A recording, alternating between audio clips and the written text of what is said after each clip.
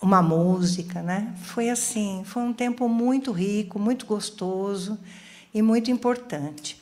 A minha iniciativa foi na época, inclusive, começamos com Tudo sobre Minha Mãe, que foi o filme que eu me debrucei sobre ele, fiz um trabalho, tem um artigo publicado sobre tudo, sobre o filme Tudo sobre Minha Mãe, e o João deu o espaço, e foi assim que a gente começou, nessa interface que faz parte da história da psicanálise entre, né, a arte, seja ela pintura, seja ela cinema, seja ela música, poesia, literatura, né? Tanto Freud quanto Lacan, todos eles, né, nos jogam sempre, né, na arte, nas histórias, nos grandes nomes, nas grandes obras. Então, é esse o nosso trabalho, né? E é isso que nós vamos apresentar um pouquinho aqui para vocês hoje, né? Agora eu vou passar aí a palavra para a Maria Célia, ela vai começar, né? Num primeiro momento, introduzindo psicanálise, como vocês viram mesmo, né?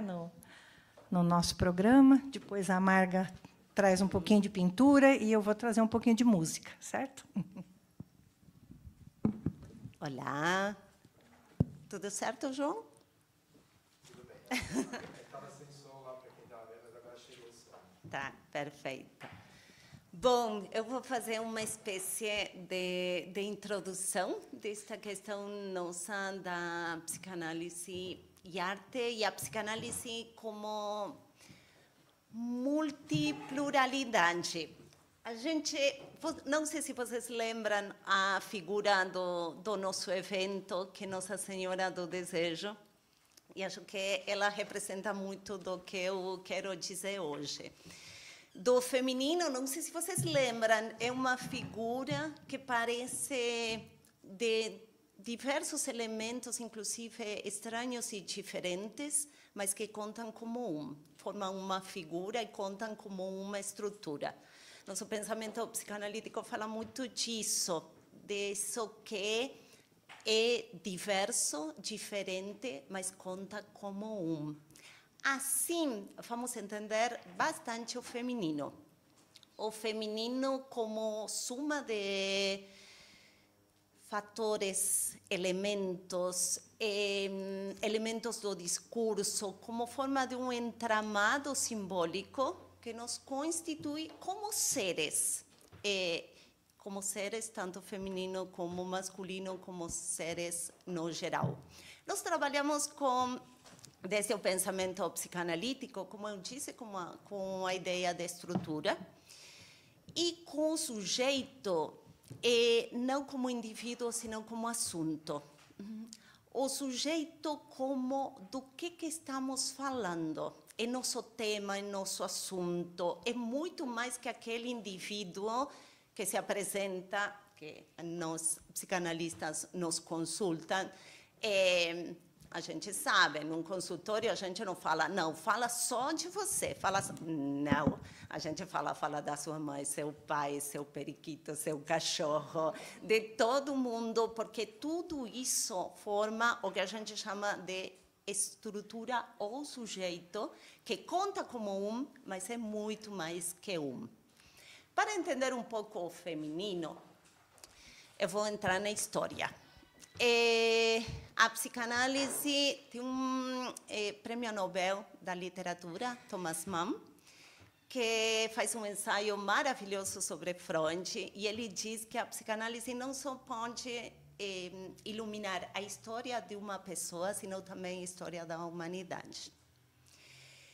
E ele nos ilumina sobre isso, e eu acho que, pensando um pouco na história, a gente pode entender nosso lugar simbólico como mulheres ou no feminino.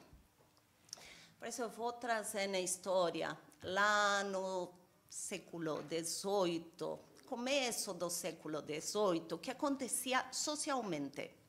A mortandade infantil era muito alta, realmente muito alta. Mas a sociedade precisava de crianças, a sociedade estava crescendo se precisavam de... Desculpa. Precisavam crianças. Então, começa a estudar, o Estado começa a estudar o que estava acontecendo e eles descobrem duas coisas em dois âmbitos diferentes. No âmbito mais carente da população, tinha muito abandono de crianças, seja pelas razões que fossem, maioria razões econômicas de não conseguir sustentar. Os hospícios estavam cheios de crianças, instituições religiosas. Até tem algo que parece absurdo, mas que representa o que acontecia. Eles tinham construído uma espécie de roda de madeira, igual o que tem no banco. Então, a mulher ia, depositava o bebê, girava, e o bebê caía diretamente na instituição. O curioso dessa época que a mesma mulher, às vezes depois, se oferecia como ama de leite para aquele bebê. Então, conseguia ter um contato, mas aí ela recebia uma ajuda econômica por ser ama de leite. Se era só mãe, não recebia. Na sociedade mais acomodada, a sociedade mais burguesa, as mães não se ocupavam das crianças, se ocupavam de outras coisas, do social, de eventos, literalmente se ocupavam de outras coisas. Aí que entra a medicina e entram estudos que descobrem que nas áreas rurais as crianças eram mais saudáveis e a esperança de vida era maior. Por quê? Porque as mães conseguiam se ocupar desses filhos. Então, começa toda uma campanha do Estado e dos médicos incentivando o cuidado da mulher para estas crianças. E eles têm um lema super interessante que eles dizem naquela época. O médico prescreve, a mãe executa dentro de casa. E daí surgem os manuais de como ser uma boa mãe, como ser uma boa esposa, porque tinha outra questão também, que não era só em relação às crianças, os homens. O Estado, a sociedade, também precisava que o homem ou não morresse em brigas de rua, ou não caísse num bar. Então, a mulher também aparece um pouco como guardiã de sustentar aquele homem em casa. É algo que acontece ainda hoje e que me chama a atenção, principalmente nos jogadores de futebol. Um tema que vai gostar. Nos jogadores de futebol, pelo menos os argentinos que eu conheço um pouco mais do futebol argentino, você vê jovens, 25, 26 anos, já casados com 2 filhos. Por quê? Porque eles falam casa, tem a mulher, fica dentro de casa, então eles se asseguram que eles vão para o treino direitinho. E olha só, isso começa lá naquela época, mais ou menos no comecinho do século XVIII. Depois vem a Revolução Industrial. O que acontece na Revolução Industrial? A mulher também era necessitada nos postos de trabalho. Tinha alguns ofícios, profissões que precisavam do olhar, do cuidado feminino, mas ela também era necessária em casa. E aí começa um pouco aquela questão que a gente vive um pouco até hoje. E essa questão essa diferença entre, o que eu quero fazer, o que eu devo fazer, o que a sociedade me exige. E tudo isto para entender como a gente é formada por múltiplos fatores, por múltiplos determinantes. A gente pode entrar como o Freud trabalha a questão da cultura, como o Freud começa ouvindo as mulheres naquela época da Revolução Industrial, aquelas mulheres que tinham desafios, questões que não sabiam, fico em casa, vou trabalhar, eu quero estudar.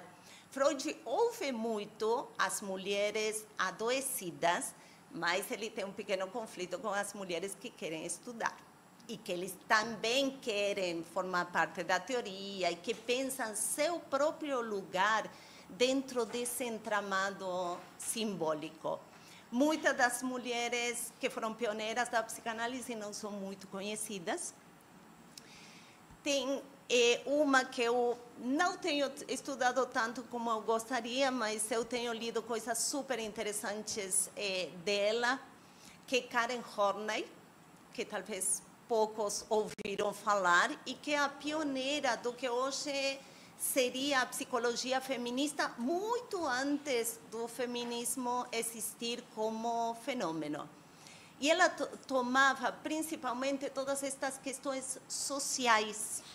E ela falava mais que psiquiatras, a gente precisa de direitos, a gente precisa ser ouvida. E ele é uma das primeiras que trabalha profundamente toda esta questão do problema cultural, ou das exigências socioculturais da mulher.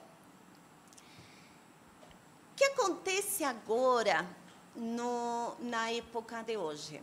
O que acontece com o feminino hoje? Muita coisa está mudando. Hoje, felizmente, não tem tanta criança que morre, mas tem muita criança que não nasce. O índice de natalidade está literalmente despencando no mundo todo. Tem políticas públicas, tem alguns estados que estão fazendo campanhas para promover, mas não resolve. E hoje, mais de 70% dos jovens falam que não se sentem realizados, que não querem ter filhos. E aqui vai a minha pergunta para pensar e refletir. É muito bom ter novamente esses espaços para a gente pensar juntos. Será que é liberdade? Será que é realmente espaço a novos desejos? Ou mudou o ideal da época e agora a gente fica preso a sucesso, carreira, viagens, liberdades? Porque o ideal é algo imposto, é aquilo que eu deveria fazer para a sociedade. O desejo não é objeto, o desejo não é querer coisas, o desejo é o que nos motiva, o que nos causa. O desejo é causa, é aquilo que me movimenta como sujeito. Então, algo muito interessante para pensar hoje, como está o lugar do feminino hoje. E para pensar onde a gente se coloca neste entramado simbólico entre o desejo e o ideal. Estamos presos a novos ideais de época, estamos sendo mais livres? Não. E eu acho que é uma pergunta interessante para se sustentar, porque nossas perguntas, pelo menos desde o pensamento psicanalítico, são mais para sustentar que para responder, para que nos ajudem a pensar coisas diferentes. Porque tem um dado curioso também para pensar. Mais de 90% dos jovens adultos que têm filhos não se arrependem. Então, tem algo aí que é interessante pensar nesta questão de estamos seguindo o nosso desejo, somos mais livres ou estamos presos a novos ideais de época que, em definitiva, também nos podem terminar sufocando. Porque se todos desejamos o mesmo, eu acho que tem alguém que não está desejando. Muito obrigada.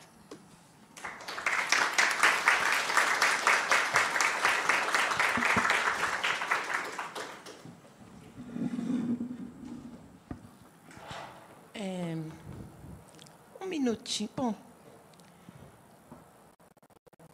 Está descendo? Dá para esperar? Porque a Maria Célia me inspirou. Não acredito. Mais, né? Me inspirou mais. Então, antes de colocar o vídeo, né, com que eu começaria a apresentação. Bom, eu sou Margarete Arilha, eu sou psicóloga psicanalista. Depois vocês falam no debate. A Maria Célia é psicanalista argentina de Jundiaí, né? Sim, região.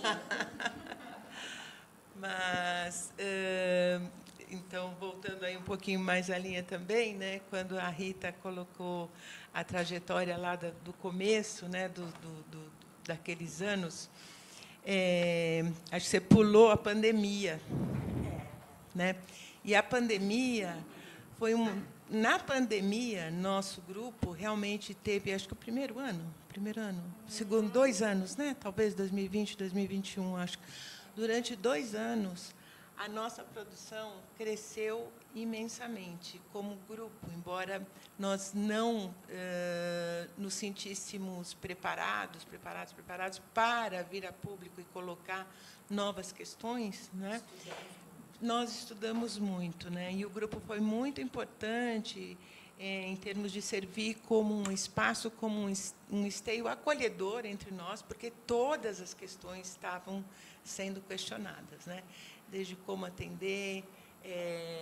Eu me lembro de, assim, uma das primeiras questões que nós trazíamos, né, para o grupo foi, né, como era surpreendente ver que as angústias que os pacientes traziam, né, eram as mesmas angústias que a gente estava vivendo, né?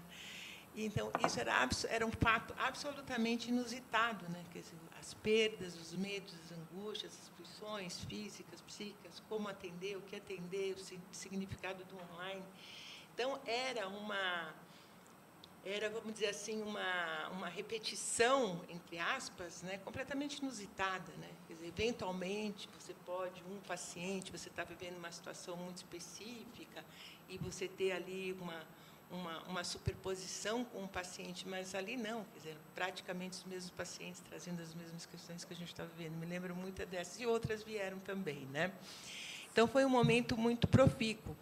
E essa tarde de hoje ela acontece como consequência de um momento que a gente disse, bom, agora a pandemia já passou, vamos retomar, né? Vamos retomar as nossas conversas. E então resultou nesse encontro muito legal estar aqui, né? Novamente. E, de outro jeito, com outras questões, né, com outras pessoas, em outros settings, com a Fermata colaborando, mas com o João aqui, né? Então, assim, realmente é um grande prazer. Mas o que eu queria dizer é que aqui a Maria Célia me inspirou, porque ela coloca algumas questões, ela parte, né, de um debate que é um debate demográfico, né? Um debate demográfico associado às questões de população, né, que é uma área muito afim também, assim, da minha trajetória profissional, né? Eu trabalho no núcleo de pesquisas da Unicamp de demografia, né, tomando a área de saúde pública. Então, essa interlocução, né, entre demografia, políticas públicas de saúde da mulher e cada vez mais saúde mental, né, em associação com a psicanálise, é algo que me convoca, né? E eu acho que a Maria Célia traz um ponto muito importante, né, que é como esse debate sobre o lugar das mulheres e o lugar do feminino, né, e aí a gente tem que começar a falar das questões de gênero também, eles não estão dissociados desse macro movimento, né? Então, há uma questão, né, sempre há uma questão, né, de a gente pensar o que é a população hoje, em cada lugar, né, no Brasil, no mundo, né? Como é um movimento de nascimento, de desenvolvimento e de morte das pessoas, que isso é o que a demografia estuda, qual é o movimento das pessoas na sociedade, né? E isso, obviamente, perpassa por questões sociais, culturais, políticas e econômicas extremamente importantes. E, ao longo das décadas, a década de 70, ela foi absolutamente marcante, porque ela traz justamente um movimento social que vai dizer, olha, tem um grupo aí populacional, que são as mulheres, que estão interessadas em dizer que nosso corpo nos pertence, né? trazer essa frase, né? Essa frase marco, né? Um eixo marco, ao dizer nosso corpo nos pertence, foi problematizado todas as questões associadas, né, ao direito à saúde, ao direito de ter ou de não ter filhos, ao direito ao uso da contracepção, o direito ao planejamento familiar, o direito ao aborto e a necessidade de construir políticas públicas pelo Estado destinadas a atender essas demandas de direitos das mulheres. Passadas várias décadas, o que é que foi visto? A contracepção cresceu, o acesso à contracepção cresceu, e as mulheres, à medida em que se escolarizam mais e passam a usar mais contracepção, começam a querer ter menos filhos. Só que isso tem sido um movimento, vamos dizer, um comportamento, né, que não está parando em nenhum lugar do mundo, né? E na Europa, nos países europeus, o que a gente vê? A gente vê que mesmo países que estão começando a dar incentivos para que as mulheres venham a ter filhos, né? O Trump agora está ofertando, parece que $5.000, alguma coisa, né? Como se isso pagasse a primeira noite perdida, né? Vamos dizer assim. Então, eles estão propondo coisas absurdas, né? Principalmente tem países que estão mais associados a perspectivas mais conservadoras, digamos assim, né? Que são aqueles que estão querendo uma construção de aumento do número, retomada, né, do crescimento populacional. Mas continua uma questão. Pesquisas têm mostrado que um fator crucial é a ausência da presença dos homens no compartilhar das tarefas domésticas, com relação às questões financeiras, com relação à presença, com relação ao compartilhar. E, por outro lado, a não presença do Estado, que também oferta de maneira desigual o acesso a políticas públicas, né, de educação, saúde, para dizer o mínimo, né? Então, educar, fazer desenvolver, né, é uma tarefa extremamente complexa, né, e que está se deparando, além de tudo, com mulheres que têm um conjunto de oportunidades que 5 décadas atrás não existiam, né? Então, hoje, a construção do desejo das mulheres, né, mudou. Nós estamos em outros cenários. Fora, vamos dizer, o mundo incivilizado, né, que realmente não anima muito, né, as famílias, os casais ou as mulheres a terem filhos. Né? Eu não me canso de ouvir mulheres jovens dizendo: bom, mas será? Né? O que será que vem por aí? Né? Então, a redução das taxas de fecundidade, que é o número médio de filhos por mulher... Desculpa. Que é o número... Podia ter me avisado antes. Que é o número médio de filhos por mulher, né, as taxas de fecundidade, vem reduzindo a um nível de não reposição. O que quer dizer isso? Né? Se esperaria que de cada 2 nascessem pelo menos outras 2 pessoas. E as taxas estão abaixo de 1. Né? São Paulo, por exemplo, as grandes metrópoles, e no Brasil. Agora, isso tudo é muito desigual. Se a gente for olhar por classe social, gênero, raça, etnias, né? Então, a clivagem tem que ser pensada, né, de várias maneiras, né? Então, acho que esse é um debate extremamente importante, né, e que ajuda a gente a pensar no porquê, ou eu consigo me justificar mais ainda no porquê que eu pensei em trazer a Frida Kahlo, né, como um exemplo, né, uma configuração, uma subjetividade, vamos dizer assim, de mulher que permite a gente entender, numa única história de vida, todos os matizes do feminino, né? E pensando nessa relação entre o que é a psicanálise e a arte e como foi que ela, através da arte, usou a arte como uma mediação para viver as inúmeras angústias da vida dela e poder, através desse processo, alcançar a possibilidade de, ainda tendo uma vida muito turbulenta, realizar desejos que ela construiu, né? Bom, agora sim, então, Frida Kahlo. Sim, eu escolhi um pequeno vídeo muito curtinho, né, para a gente ter um patamar para entender um pouco algumas das obras da vida dela. Acho que eu vou sair daqui.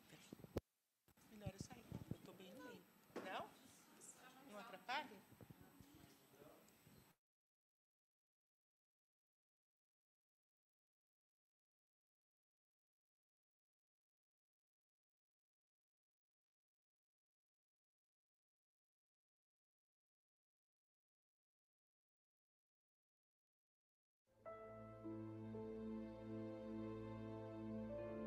Na série Grandes Artistas, vamos falar sobre pintores, escultores, músicos, autores, etc.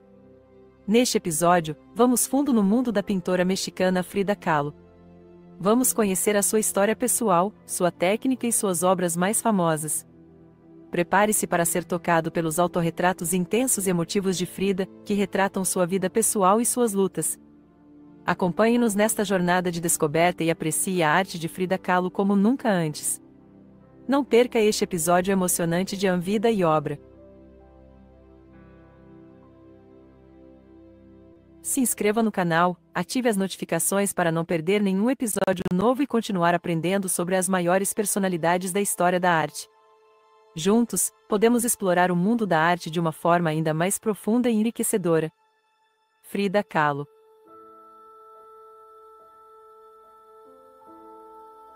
Frida Kahlo foi uma importante artista mexicana, muito à frente de seu tempo.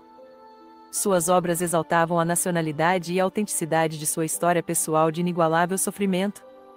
No entanto, a relevância da autora extrapola o campo da arte devido às contribuições que fez em várias esferas político-sociais. Afinal, ela tinha uma visão política alinhada à esquerda, defendia a liberdade corporal e sexual e lutava pela igualdade de gêneros, que em especial das mulheres. A dor crônica que Frida sentiu ao longo de sua vida após o acidente também foi uma fonte constante de inspiração para sua arte. Ela retratou sua dor física e emocional em vários de seus autorretratos, e seus quadros são conhecidos por sua intensidade e honestidade. Sua primeira obra foi autorretrato com vestido de veludo datada de 1926, quando já estava acamada. O retrato foi feito e enviado para seu então namorado, Alejandro, com o objetivo de reconquistá-lo.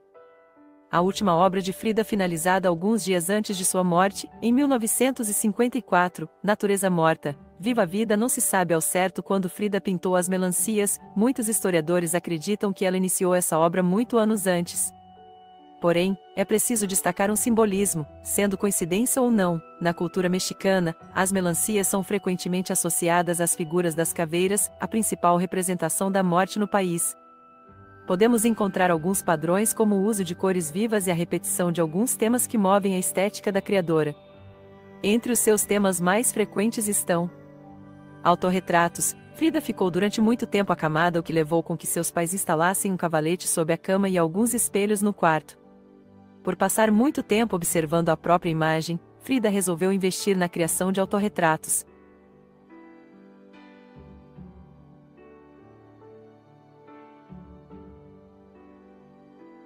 Entre os mais famosos estão autorretrato com macaco, autorretrato com vestido de veludo e autorretrato com colar de espinhos e beija-flor. Representações da família. O berço de Frida foi registrado em sua pintura não só como fonte de sofrimento, mas também como maneira da pintora perceber a sua genealogia e origem. Esse tema, dos mais potentes da sua produção, costuma ser representado pelas telas Meu Nascimento e Meus Avós, Meus Pais e Eu. Amor. Diego Rivera, o muralista mexicano, foi indiscutivelmente o grande amor da vida de Frida Kahlo. As consequências dessa relação avassaladora foram também retratadas em muitas das telas da pintora. As principais pinturas que registram o encontro do casal são Frida e Diego Rivera, Diego e Eu e Diego em Meu Pensamento. A maternidade. Frida Kahlo tinha muitos desejos de ser mãe, mas a infertilidade resultante de seu acidente de trânsito impediu que ela realizasse esse sonho.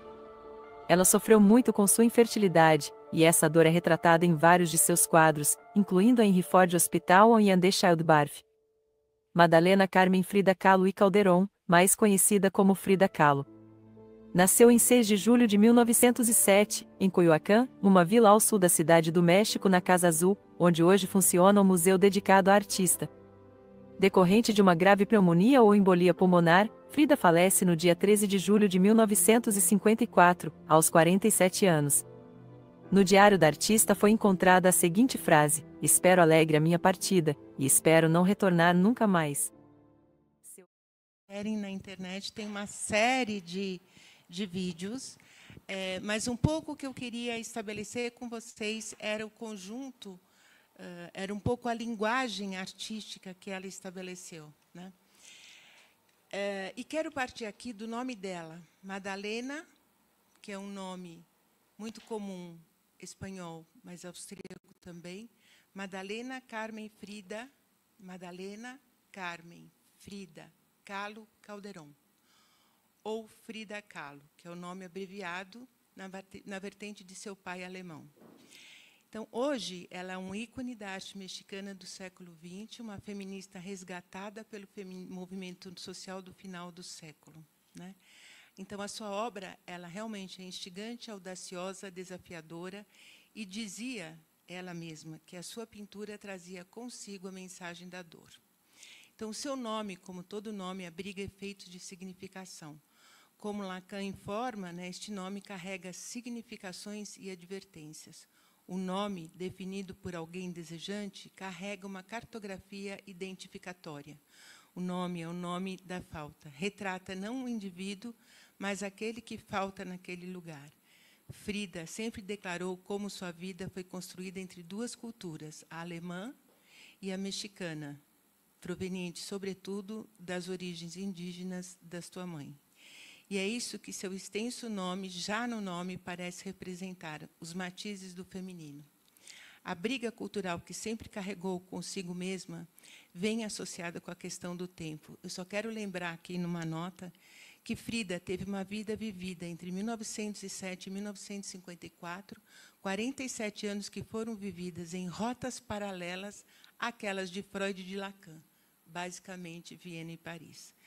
Com Lacan, sabemos que cada sujeito tem sua gramática inconsciente, e Frida se adianta seu tempo, fazendo ato e, sem saber, desenhando suas marcas do que vinha sendo estudado e pesquisado no outro continente por Freud e Lacan.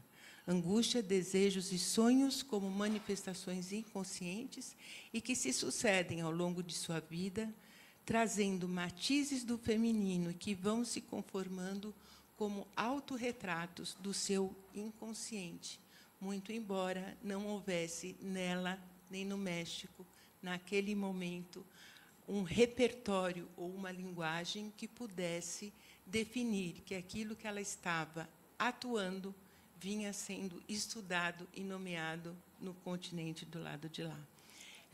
Frida fala das suas dores, responde não ser surrealista. Diz que pinta sua realidade e não seus sonhos, porém não consegue ainda expressar com o repertório conceitual de que dispomos o que ela vivia. Mas ela escaneava o seu ambiente inconsciente. Sua resposta reafirma o que faz, pintar o real ou seu mundo inconsciente. Um jogo entre o visível e o invisível, debate ainda incipiente na América Latina naquele momento. Um corpo cortado, atravessado por fatores externos que a dilaceraram, e, sobretudo, o acidente ocorrido aos seus 18 anos. A sua busca pela maternidade e a manutenção do vínculo amoroso com Diego, seu grande amor, construíram essa autobiografia ao longo da sua vida. Mas ela parte de sua angústia e de seus desejos. Mário Eduardo Costa Pereira descreve a angústia como um afeto que se volta para o futuro e que pode se constituir como risco e perigo para o sujeito do ponto de vista de sua fantasia e de sua organização libidinal. O encontro com o real, com aquilo que revela o sujeito a si mesmo ou a si mesma. Frida não se inibiu diante desse processo. Não precisou esconder seu corpo nu e atravessado pelos ferros. Não se escondeu dessa tarefa. Fez de sua arte seu espelho. O retrato de sua conversa cotidiana para buscar entender sua subjetividade, os matizes de sua vida com seu corpo e seus amores, inclusive homoeróticos. Vou terminar.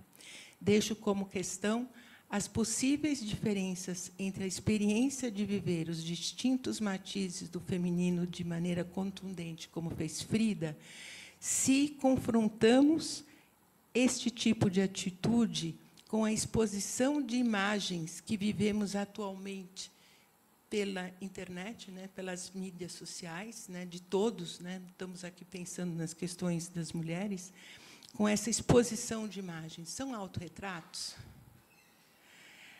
São autorretratos que querem traduzir e retraduzir a dor e o sofrimento, ou querem, ao contrário, entupir, né, os vazios e as lacunas que, se confrontados, poderiam, eventualmente, trazer a superação e a possibilidade de promover novas significações? Por que resistimos às dores, aos traumas, e não trabalhamos, como sociedade, com as singularidades de cada de cada mulher, nas suas diferentes matizes, em suas distintas expressividades? O resto fica para o debate. Obrigada.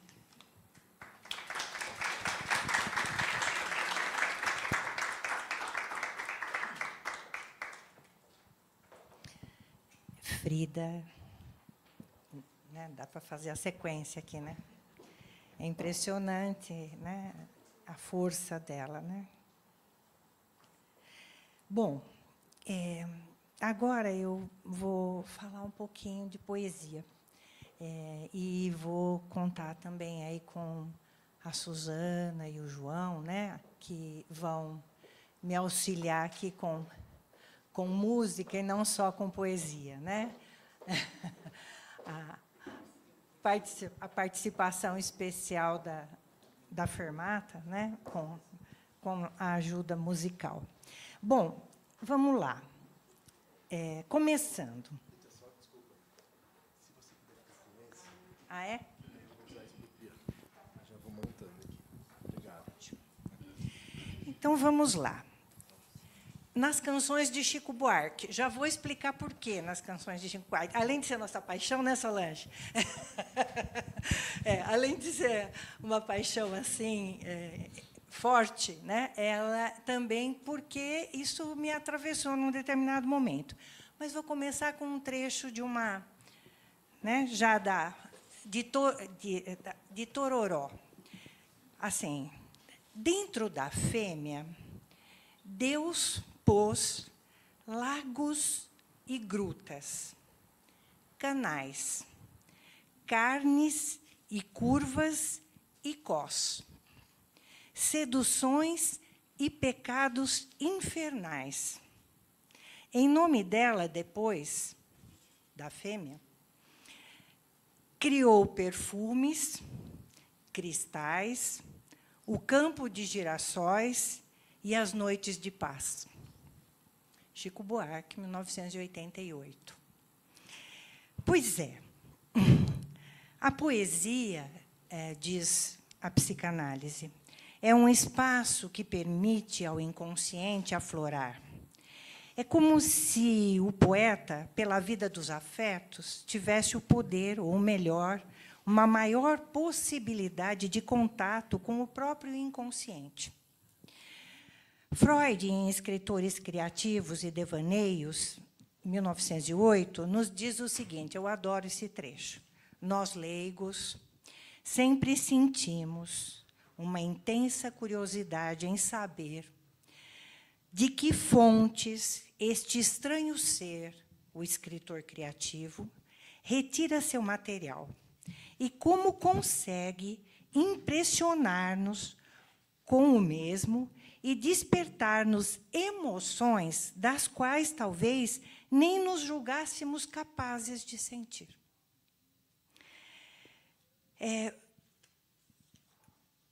Eu vou começar com uma pergunta que é a pergunta que permeia, né, a obra do Chico, assim como é a que permeia a psicanálise, tanto em Freud quanto em Lacan. O que era a mulher? Né? Em alemão, que eu não sei pronunciar muito bem, o "as with das Weib", né? Das Weib. O que era a mulher? Essa é a pergunta não respondida que se fez Freud em carta a Marie Bonaparte. Marie Bonaparte foi uma psicanalista e escritora francesa, ligada a Freud. Marie, ela utilizou-se de sua fortuna, uma mulher importante, psicanalista, que viveu entre 1882 e 1962. Ela utilizou-se de sua fortuna para ajudar a popularizar a psicanálise. E também ajudou Freud a fugir da Alemanha nazista. Mas a pergunta não foi respondida. Ele fez, mas não foi respondida. Em 1933, Freud publica uma conferência chamada de número 33 sobre a feminilidade. E, depois de discorrer sobre vários aspectos do tema proposto, ele conclui com o seguinte parágrafo. Eu vou ler aqui direto do Freud, com o seguinte parágrafo. Ele escreve a conferência, depois ele termina dizendo assim: isso é tudo o que eu tinha a lhes dizer sobre a feminilidade. Certamente é incompleto e fragmentário, e nem sempre parece amigável.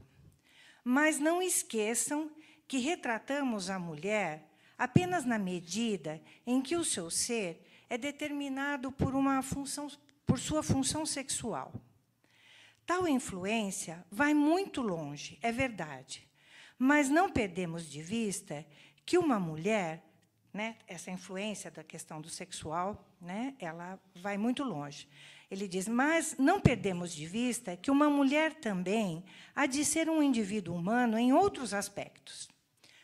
Se quiserem saber mais sobre a feminilidade, interroguem suas próprias vivências ou dirijam-se aos escritores e poetas, ou esperem até que a ciência possa lhes dar mais informações mais profundas e coerentes.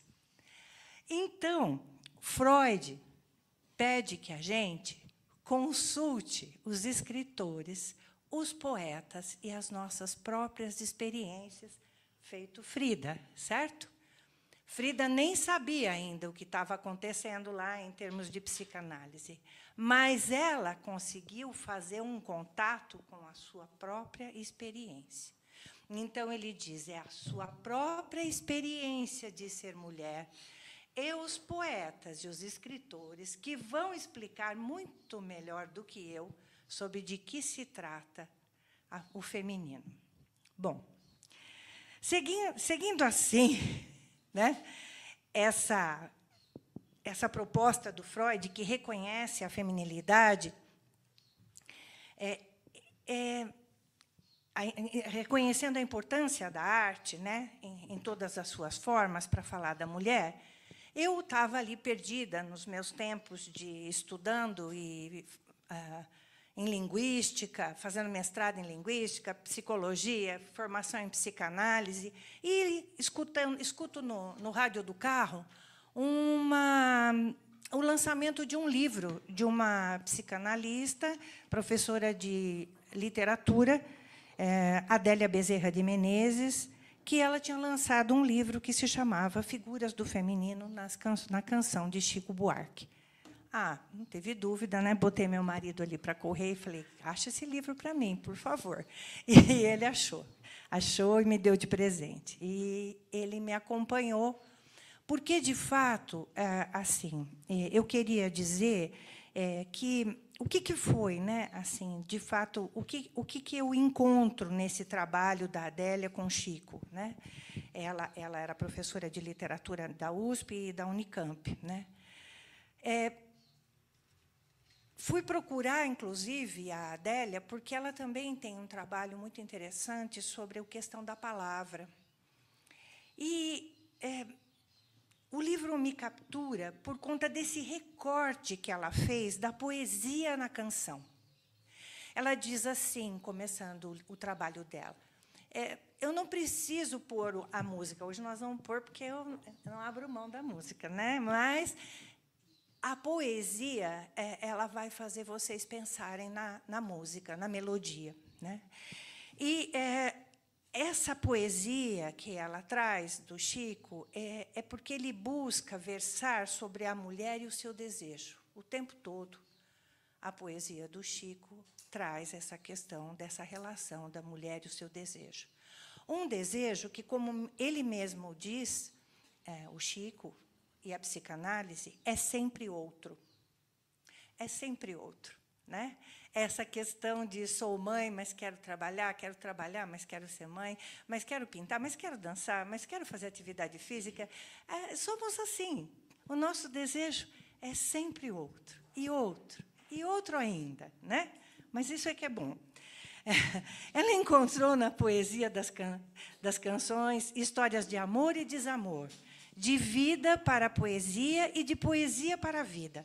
Ela demonstra que Chico consegue fazer emergir o ser e a fala da mulher de uma perspectiva, por vezes, espantosamente feminina. Não há nesse trabalho dela o interesse de criar, para a gente pensar, um espaço de militância, de embate, mas um espaço para escutar, perceber e apreciar o feminino nas mais diversas versões e possibilidades. O feminino no amor, no cotidiano, no protagonismo, na submissão, na loucura, no comprometimento, no algoz e na vítima, na maternidade e na entrega aos prazeres do corpo. Sem ano, sem época, mas sempre no seu tempo. Esse tempo singular de cada um, de cada uma. Até porque é disso que se trata o ser mulher. A riqueza é imensa e cada letra justificaria um encontro, mas hoje a proposta é que a experiência de ouvir possa despertar em cada um, em cada uma, o desejo de ouvir mais e ler mais os poetas do nosso tempo. Seguindo Freud, não vou fazer falar a psicanálise daqui para frente, mas o poeta. Vou fazer falar a poesia, em homenagem a todas as figuras do feminino. Então, vamos seguir Freud, vamos ouvir o poeta. Bom, eu enumerei aqui rapidinho, antes da Suzana entrar, uma boa parte dos nomes de músicas, né, em que o Chico tem nomes de mulheres. Então, ele tem música com os seguintes nomes: Joana, Madalena, Iracema, Terezinha, Carolina, Bárbara, Helena, Ana, Geni, Clarice, Luísa, Silvia, Cecília, Cristina, Iracema, Lola, Nina, Rosa, Renata Maria, Januária, Rita, Angélica, Joana, Beatriz e talvez mais algumas. Isso entende? Bom, então, nós vamos começar, porque o Chico ele traz assim, a mulher como musa inspiradora dos poetas. Então, nós vamos começar com Beatriz. Né? Nós vamos ouvir a Suzana tocar a Beatriz, ela vai tocar e eu vou falando. Pode ir tocando e eu vou jogando os versos. Essa Beatriz são perguntas sobre quem é, né? Quem é a mulher, né? Então vamos lá. Olha.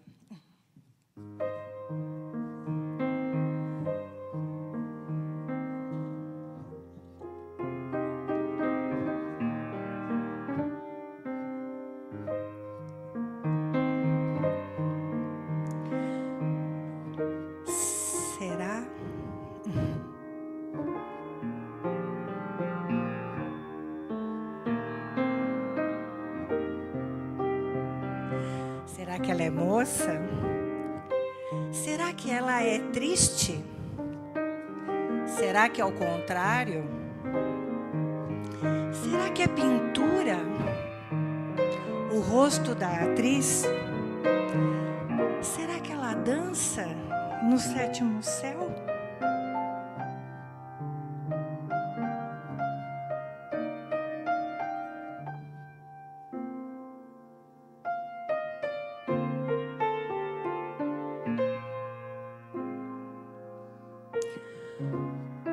Olha,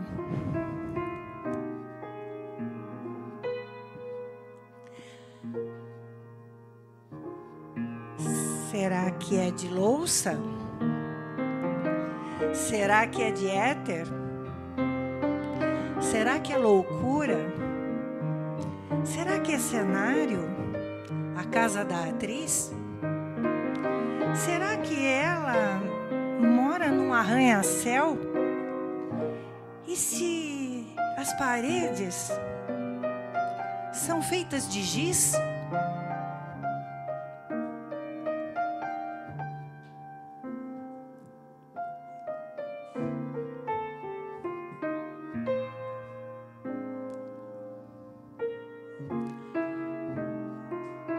Olha, será que é uma estrela? Será que é mentira? Será que é comédia? Será que é divina a vida da atriz? E se ela um dia despencar do céu? E se os pagantes exigirem bis? E se um arcanjo passar o chapéu? E se eu pudesse entrar na sua vida? Sim.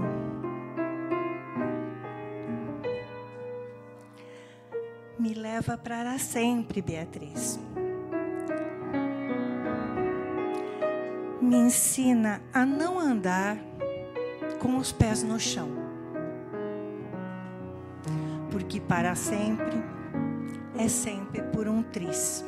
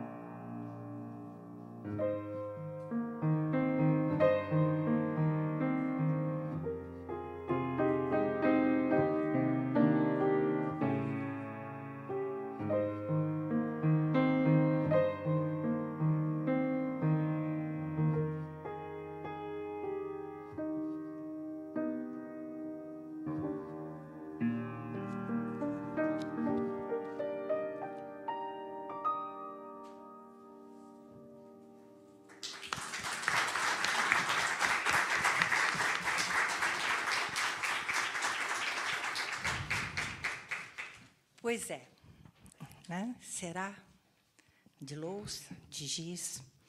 Bom, mas também o Chico vai mostrar a questão do sentimento de perda e de falta.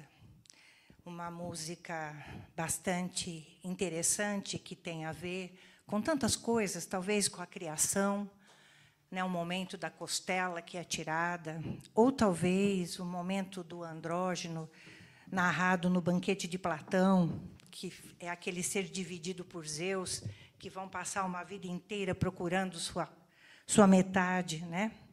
Ou, se quisermos pensar na castração pela via da psicanálise, ele tem pedaço de mim. Pedaço de mim, que eu vou ler rapidinho, porque senão a gente não sai daqui hoje, né? Ó pedaço de mim, ó metade arrancada de mim, leva o vulto teu, que a saudade é revés de um parto, a saudade é arrumar o quarto do filho que já morreu. Ó pedaço de mim, ó metade amputada de mim, leva o que há de ti, que a saudade dói e lateja. É assim como uma fisgada no membro que já perdi.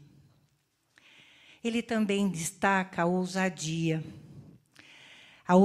explícita na letra do meu amor, e também a ousadia velada, né?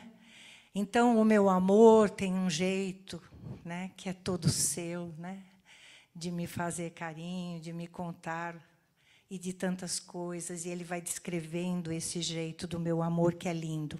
Mas eu vou destacar aqui para ler para vocês uma outra que ele diz da ousadia, que é velada, que é uma letra que ele escreveu, e aqui eu acho que o inconsciente aparece bastante. Por que o inconsciente aparece? Porque ele só consegue escrever isso porque isso o tocou em algum momento.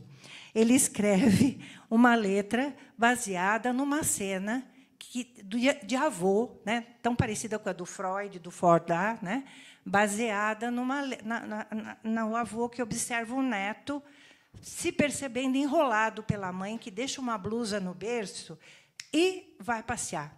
E ele escreve assim: que roupa você veste? Que anéis? Por que você se troca?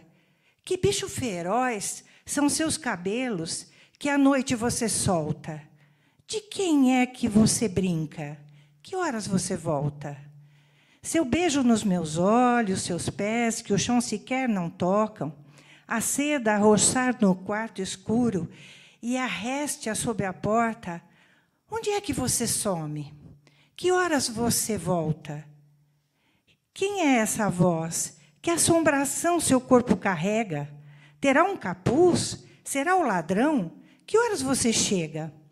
Me sopre novamente as canções com que você me engana. Que blusa você, com seu cheiro, deixou na minha cama? Você, quando não dorme, quem é que você chama?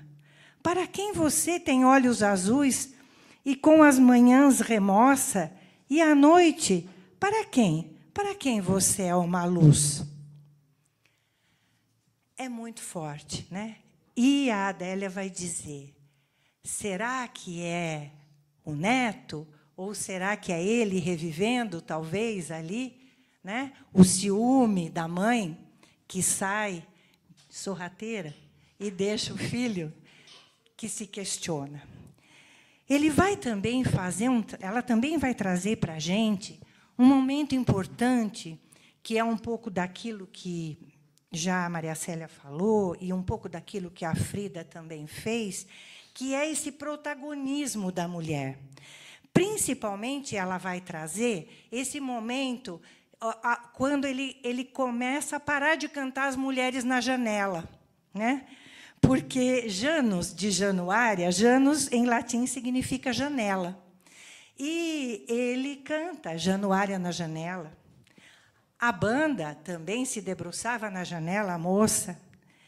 E agora nós vamos escutar uma outra na janela, né? Que o João vai cantar para nós, que eu acho que é a mais profunda dele, né? Da janela, que é Carolina. Vamos ouvir o João?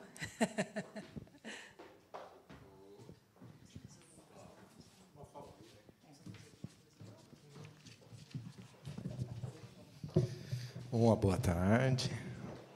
Bom, obrigado pelo convite de estar aqui com esse projeto que a gente começou lá atrás, né? E a gente teve aí um pequeno hiato, mas hiato pandêmico. Mas a alegria estar com essas mulheres maravilhosas, né? Maria Célia, a Margarete e a Rita, que nós há muitos anos, né, começamos essa ideia juntos. E além do Ricardo e da Suzana Ana Fermata, que também são parceiros de muitos anos. E eu penso que são pessoas que estão sempre querendo serem meios, além de também realizarem, mas de meios para que as coisas aconteçam em relação à cultura, em relação à arte. E é muito legal a gente partilhar desses mesmos pensamentos, dessas mesmas forças, né? E, principalmente, o Psicanálise e Arte, também eu quero destacar essa questão da mulher, né? Que sempre foram mulheres à frente e abrindo esse espaço de uma forma muito robusta, muito com substância. Então, é uma alegria. Obrigado por estar aqui. Vamos lá. Carolina, né? Carolina, vamos lá. Então, vamos lá.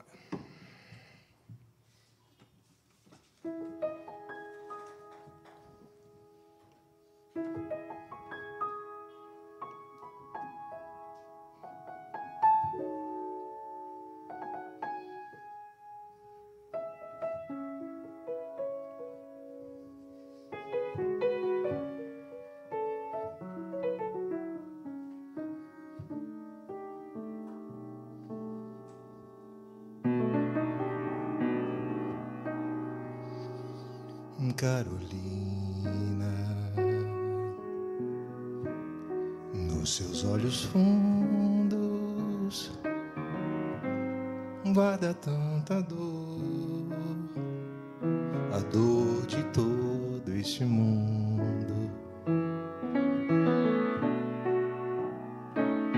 Eu já lhe expliquei que não vai dar, seu pranto não vai nada mudar.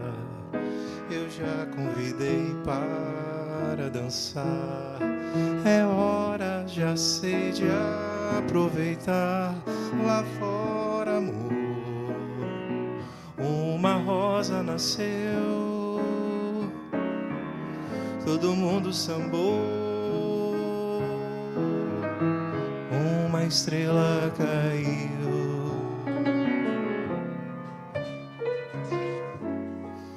Eu bem que mostrei sorrindo pela janela, olha que lindo, mas Carolina não viu.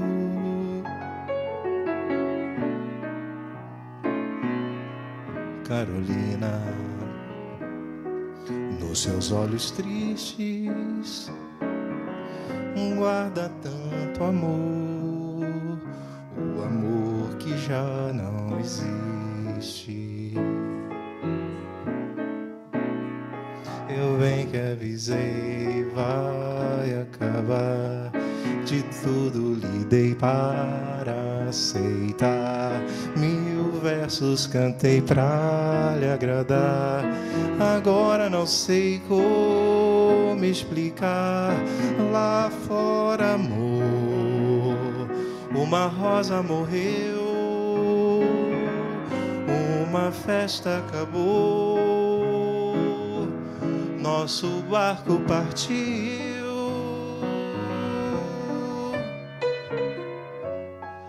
Eu bem que mostrei a ela, o tempo passou na janela, só Carolina não viu.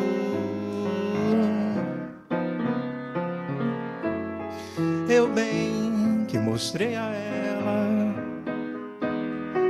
o tempo passou na janela, só Carolina não viu.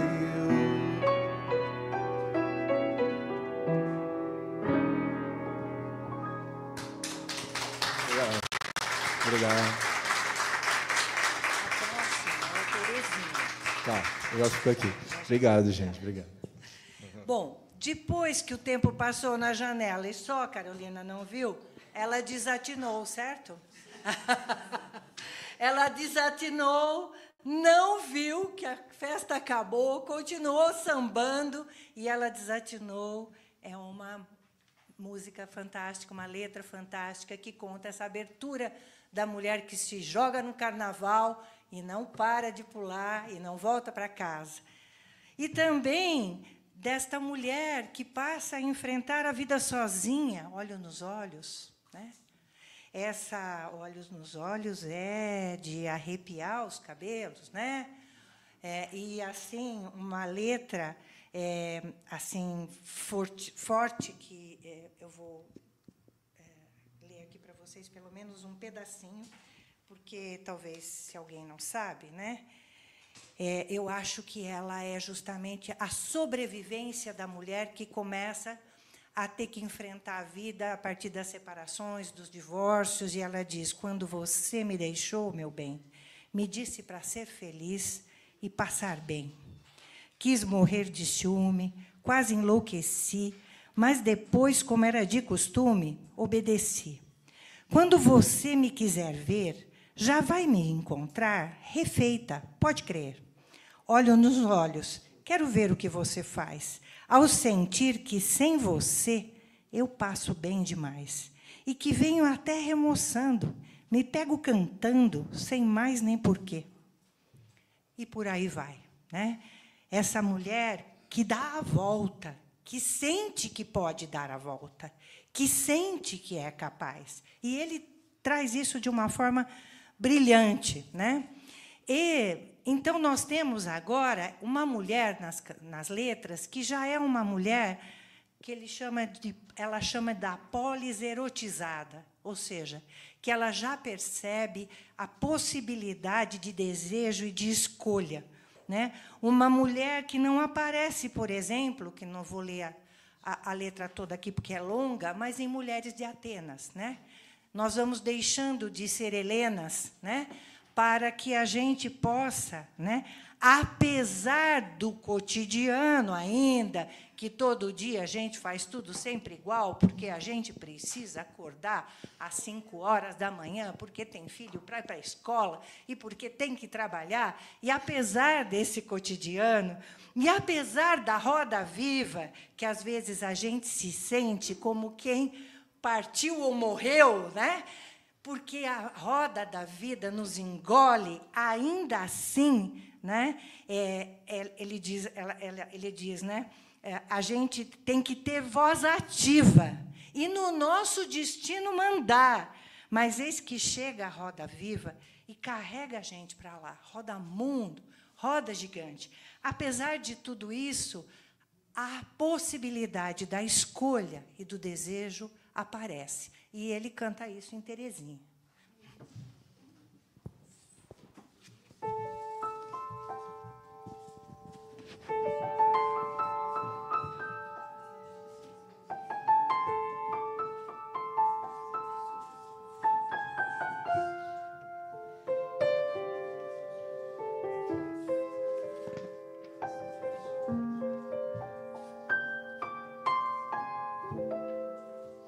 O primeiro me chegou, como quem vem do florista, trouxe um bicho de pelúcia, trouxe um broche de ametista, me contou suas viagens e as vantagens que ele tinha, me mostrou o seu relógio e chamava de rainha, me encontrou tão desarmada que tocou meu coração, mas não me negava nada e assustada eu disse não.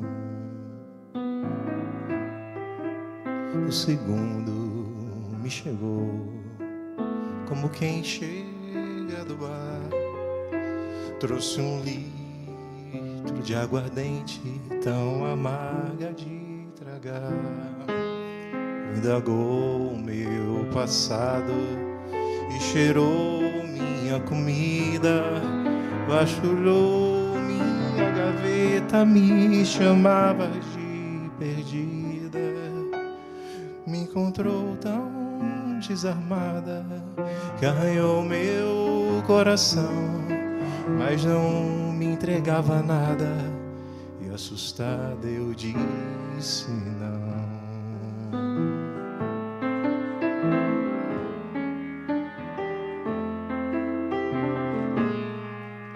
O terceiro me chegou, como quem chega do nada, ele não me trouxe nada, também nada perguntou, mal sei como ele se chama, mas entendo o que ele quer. Se deitou na minha cama e me chama de mulher. Foi chegando sorrateiro e antes que eu dissesse não, se instalou feito um poceiro dentro do meu corpo. coração.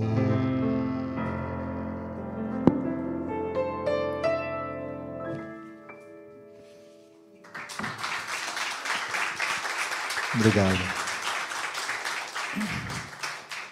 Bom, seguindo esse momento mais livre, a gente tem até, ele traz até a prostituição empoderando as mulheres e não só submetendo, né? Então ele vai trazer em Ana de Amsterdã, em Folhetim, né? Ana de Amsterdã, sou a Ana do dique das docas, da compra da venda, das trocas, da troca das pernas, dos braços das bocas, do lixo dos bichos, das fichas, sou Ana das loucas, né? Ele vai trazer em Folhetim, te farei todas as vontades, né?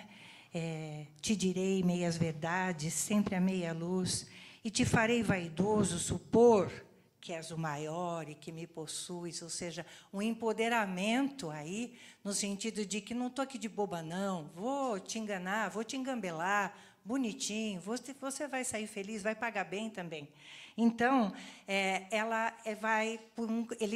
ele vai trazendo esse outro caminho dos desejos, da erótica da mulher, e não só da mulher, mas do feminino, porque aí nós temos coroando essa questão que fala da importância do feminino, do poder da prostituição, nós temos a figura marcante da obra do Chico, que é Geni. Eu estava pensando aqui, por que eu sugeri para você interpretar essa música? É difícil. Você não precisa tocar inteira, toca um pedaço. Eu tenho que me preparar. Espera aí, eu tenho que... Isso aqui é tenso, hein? Ó. É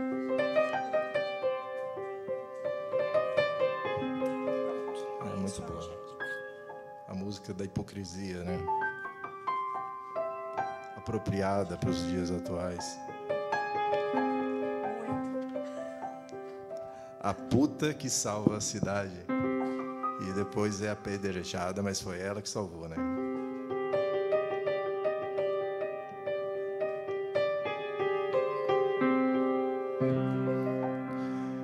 De tudo que é nego torto, do mangue do cais do porto, ela já foi namorada. Seu corpo é dos errantes, dos cegos, dos retirantes, é de quem não tem mais nada. Dá-se assim desde menina, na garagem, na cantina, atrás do tanque, no mato. É a rainha dos detentos, das loucas, dos lazarentos, dos moleques do internato. E também vai a miúde, com os velhinhos sem saúde e as viúvas sem porvir. Ela é um poço de bondade e é por isso que a cidade vive sempre a repetir. Joga pedra na Geni, joga pedra na Geni. Ela é feita pra apanhar, ela é boa de cuspir, ela dá pra qualquer um, maldita Geni. E um dia surgiu brilhante, entre as nuvens flutuante, um enorme Zeppelin. Pairou sobre os edifícios, abriu 1002 orifícios, com 2000 canhões assim. A cidade apavorada se quedou paralisada, pronta pra virar geleia. Mas do Zeppelin gigante desceu o seu comandante, dizendo: mudei de ideia. Quando vi nessa cidade tanto horror e iniquidade, resolvi tudo explodir. Mas posso evitar o drama se aquela formosa dama esta noite me servir. Essa dama era Geni, mas não pode ser Geni. Ela é feita pra apanhar, ela é boa de cuspir, ela dá pra qualquer um, maldita Geni. Mas de fato logo ela, tão coitada, tão singela, cativara o forasteiro. O guerreiro tão vistoso, tão temido e poderoso, era dela prisioneiro. Acontece que a donzela, isso era segredo dela, também tinha os seus caprichos. E a deitar com um homem tão nobre, tão cheirando a brilho e a cobre, preferia amar com os bichos. Ao ouvir tal heresia, a cidade em romaria foi beijar a sua mão. O prefeito de joelhos, o bispo de olhos vermelhos e o banqueiro com 1 milhão. Vai com ele, vai Geni, vai com ele, vai Geni. Você pode nos salvar, você vai nos redimir. Você dá pra qualquer um, bendita Geni. Foram tantos os pedidos, tão sinceros, tão sentidos, que ela dominou o seu asco. Nessa noite lancinante, entregou-se ao tal comandante, como quem dá-se ao carrasco. Ela fez e ele fez tanta sujeira, ela abusou-se a noite inteira, até ficar saciado. E nem bem amanhecia o dia, partiu numa nuvem fria, com seu zeppelin prateado. No suspiro aliviado, ele se virou de lado e tentou até sorrir. Mas logo raiou o dia e a cidade em romaria não deixou ela dormir. Joga pedra na Geni, joga bosta na Geni. Ela é feita pra apanhar, ela é boa de cuspir, ela dá pra qualquer um, maldita Geni. Joga pedra na Geni, joga bosta na Geni. Ela é feita pra apanhar, ela é boa de cuspir, ela dá pra qualquer um, maldita Geni.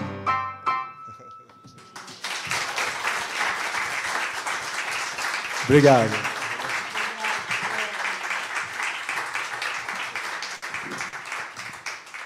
Pois é, né? Assim, os poetas cantam, né? E a gente consegue acompanhar todas essas figuras, todas essas matizes, todos esses momentos da mulher. E só para fechar esse momento, eu vou citar 2 canções, uma eu vou citar, a outra eu vou ler, que é mais curta, da mulher na relação com a maternidade. Nós temos 2 letras muito fortes. Uma é Meu Guri, essa é fortíssima, né? A história desta mãe, com este filho que a sustenta e a presenteia com tantas coisas que ele tem de forma ilícita, né? E que ela vê ele na capa do jornal e diz, ele chegou lá, né? E também, que é a que eu vou ler a letra, que é a mulher, a mãe, essa mãe que é uma mãe que atua, que corre, que vai atrás, que ela chama de profética, né? Essa mãe que já consegue, por a voz, encontrar um lugar de denunciar, de brigar, de falar e de dizer, né? Quando ele escreve a letra para Zuzu Angel, né?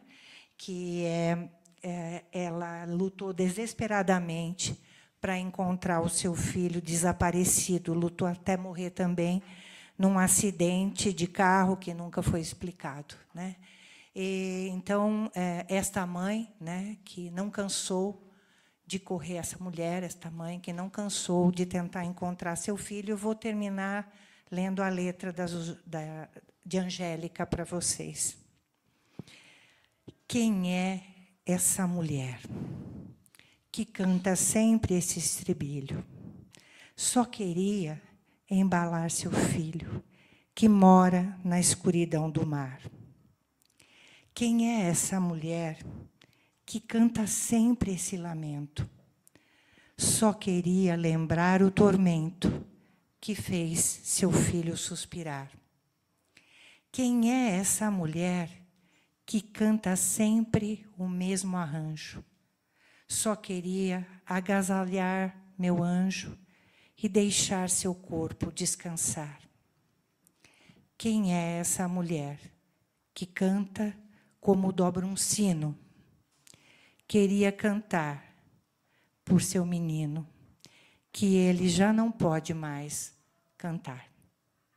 Essas são as mulheres do poeta, da poesia de Chico Buarque.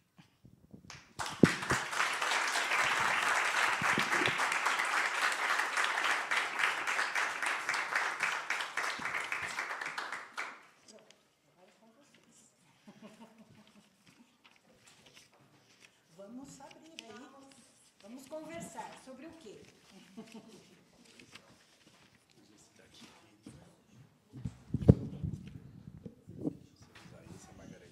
Esse aqui, vocês podem compartilhar, esse aí o público pode perguntar, pode ser? Beleza. Gente, quem tem perguntas? Perguntas, comentários, qualquer coisa. Só quero dizer que é uma alegria, um espaço de civilidade, né? Porque a civilidade é uma coisa que está em falta hoje, é uma extinção. Então, aquilo que eu estava dizendo antes, né, do Ricardo, a Suzana, a gente com o Dodecafônico, a psicanálise com a Rita, a Margarete, Maria Célia, vocês, né, o público que prestigia, porque a gente precisa das pessoas, né?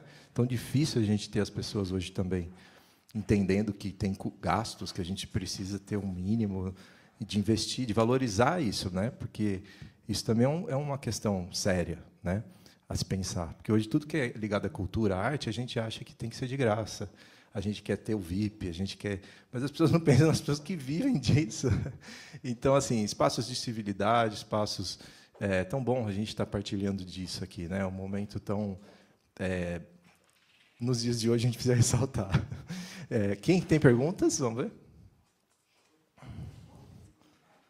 Quem quer perguntar para ela sobre alguma... Aí não vai chegar, vai ser você que... se você... Deixa eu ver onde a gente vai.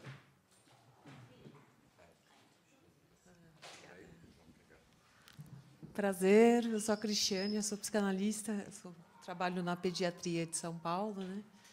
E trabalho em oncologia pediátrica, trabalhei no Grendac e vim para Jundiaí. Eu escrevi para a doutora Rita, né, Rita?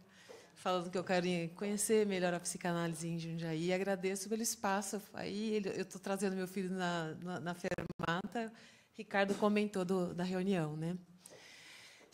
Eu já trabalho sobre o feminino já há mais de 20 anos e dei aula, né? Eu sou psicanalista lacaniana, eu sou da EBP do CLINHA, estou na formação lacaniana e hoje estou na psicanálise do SEDES, né? Fazendo psicanálise de crianças, terminando a formação. E eu acho que a gente está se deparando com um mundo muito alucinado, que eu acho que a gente está realmente escutando as mães e as crianças, né? Porque meu trabalho basicamente é com mães e crianças, né? E hoje eu estou fazendo mestrado em suicídio adolescente, né? Na FMJ, e sempre me deparo com as mesmas questões que eu acho que a mesa colocou aqui, né? Que quem paga a conta é a mulher, né? As estatísticas do suicídio, por exemplo, estão assim, as tentativas maiores, tanto de autolesões como suicídios, são de meninas sobretudo de 15 a 24 anos, né? Quando a gente vai em hospital pediátrico, os cânceres, né? Muitos, a maioria, sobretudo os mais fatais, eu trabalho na área de transplante de medula, né? São meninas. Então, a gente vai, ao longo de toda essa formação, e trabalhando e ouvindo mulheres grávidas, gestantes, na época da gravidez, e também quando eu tive bebê, né, no puerpério, enfim, sempre um espaço de escuta na análise, né, tanto do meu analista, que foi o Márcio Peter de Souza Leite, eu acho que vocês devem ter conhecido, né, sempre dividida nesse enigma sobre o que é ser uma mulher, né, porque a gente se divide no sentido de, como o Chico traz, né, de que é um grande enigma. E esse enigma tem sido sempre capturado, sobretudo, na sociedade de consumo, né, como um enigma de objeto de troca, objeto de uso, sempre numa medida monetária, né? Sendo que nós, seres humanos, acho que Frida Kahlo traz isso, né, nós somos imanentes, nosso valor é imanente. Não, ele já está dado. Assim, quando eu nasço, sou um bebê hoje, eu já tenho um valor por si só, né? Então, eu fico me perguntando sobre esse valor da mulher hoje, né? Sobre o lugar que ela está ocupando. A gente viu essa coisa trágica essa semana da Marina Silva, né? Que sempre viveu esse tipo de violência política. Então, assim, essas coisas ressoam. Aí, quando a gente vê a obra da Frida Kahlo, né, que a mesa traz sobre o Chico, eu fico pensando sobre essa captura cruel, maléfica, né? Ontem eu estava lendo o texto da Melanie Klein sobre luto, né? Que é uma modificação também sobre a questão feminina, né? O luto ele é feminino na sua grandeza, porque a gente só elabora um luto quando a gente acredita na criação da natureza, na capacidade da vida de se criar e se reconstruir, né? Música do Chico de novo, né? Então, esse enigma, eu fico pensando onde que ele está hoje, né? Porque ele está tão abafado, está tão sufocado, né? E tem muitas pessoas querendo nomear para a gente o que é ser mulher, né? Sempre numa ideia de captura colonizada, ou da academia, ou da roupa, ou do sapato, da sociedade que está sempre querendo, tiranicamente, tirar a gente da nossa efemeridade, na nossa grandeza, né, de um espírito que, para mim, se renova e se modifica a cada dia, né? E a obra de Freud, eu acho que traz a grande pergunta: o que quer uma mulher, né? O que é uma mulher? Que é a grandeza da gente poder se perguntar o quanto a gente veste roupas erradas, de tipo assim, joga tudo fora, né? Eu acho que faço análise há 20 anos, a gente vai se desconstruindo e encontrando realmente que esse enigma ninguém pega, a gente só faz um abrigo nele. A minha solidão é o que me salva, né? Ninguém vem. Uma vez eu falei para o Márcio: ninguém vai tirar o meu próprio enigma, né? Eu vou encontrar um nome para ele aqui, mas ele é meu. E ele falou: é isso aí.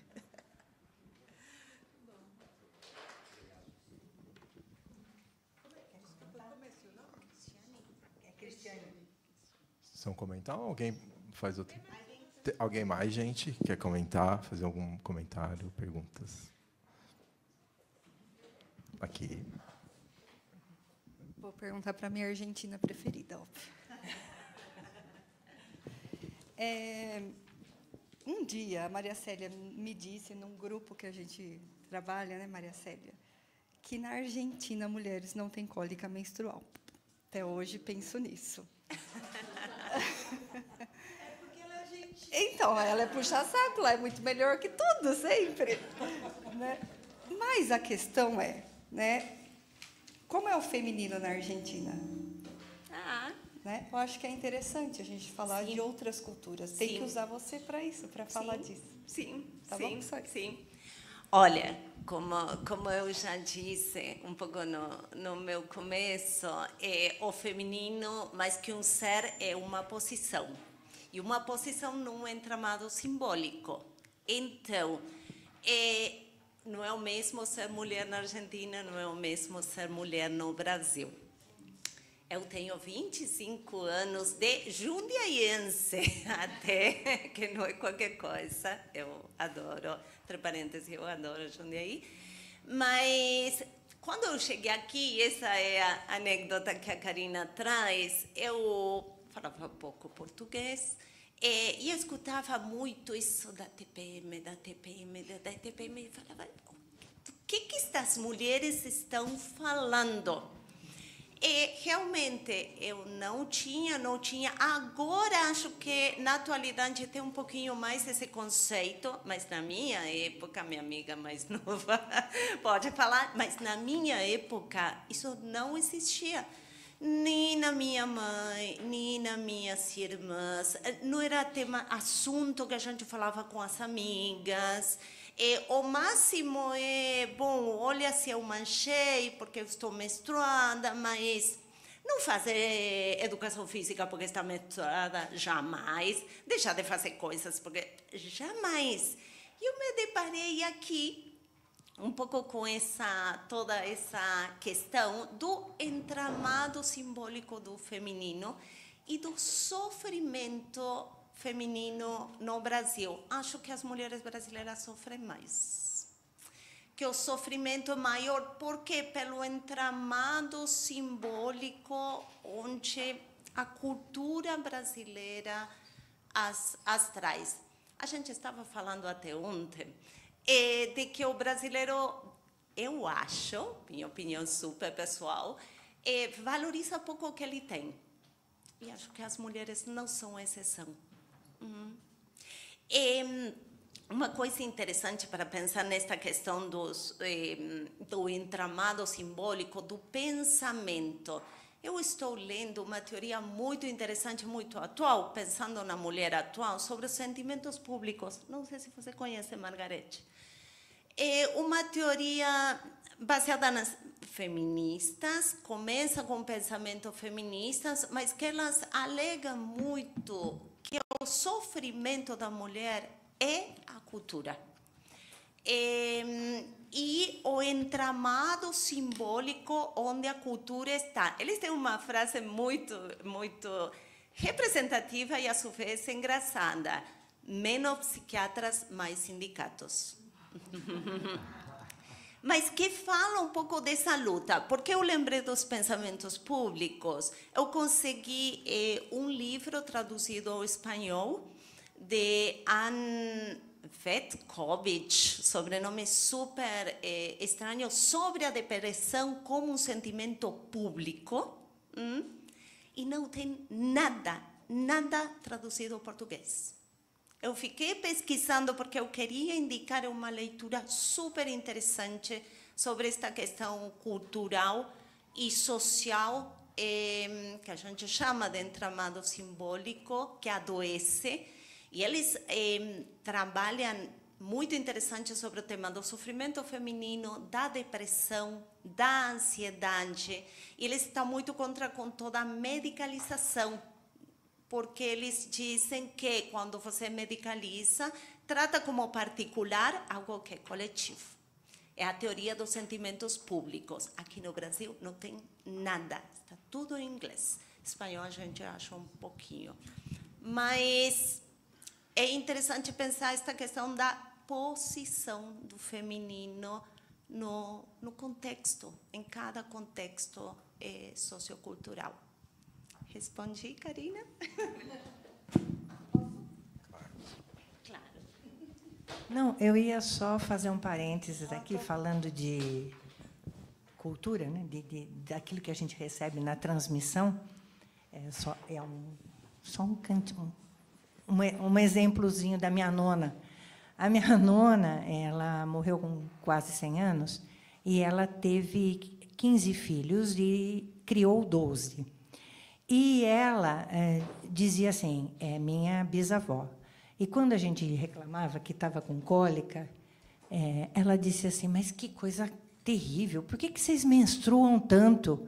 E aí a gente disse assim para ela, mas, nona, você não menstruava? Não, menstruava um pouquinho, ficava grávida, amamentava. Aí, quando vinha de novo, eu ficava grávida. E aí eu amamentava. Eu menstruei muito pouco nessa vida, não sofri isso tudo, não. Mas você não está propondo essa solução, né? Para diminuir o sofrimento feminino. Tomar cuidado com a Rita, tem que tomar cuidado.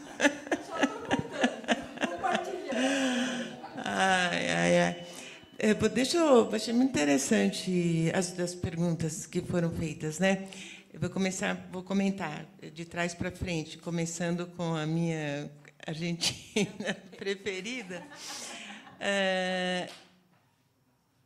Bom, tem várias coisas aí, né? Eu acho que a primeira, eu acho sério quando você diz as mulheres brasileiras sofrem mais, né? E eu acho sério. Talvez seja possível, porque estou pensando aqui, pensando alto junto com vocês, talvez seja possível. Mas o que eu tenho, pela minha formação, né, eu sempre circulo muito entre o mundo micro e o mundo macro, né? E eu acho que aqui a resposta no macro é muito importante, eu diria, eu chutaria, né? Por quê? É incomensuravelmente absurda a diferença entre os níveis educacionais que a Argentina possui e que o Brasil possui, né? Então, eu acho que isso faz toda a diferença. Eu me lembro, você estava falando que não tem publicações aqui no Brasil, eu me lembro que eu tive a sorte de viajar para a Argentina na década de 70, enquanto eu era estudante aqui da psicologia, na USP, mas não tinha nada de publicação traduzida de psicologia. Não tinha nada. E, na época, eu lembro que fiz uma viagem para a Argentina e, assim, eu me esbaldei, né, porque pude ter acesso a uma literatura que estava em espanhol. Por razões pessoais, eu convivi com uma pessoa que falava espanhol desde pequena.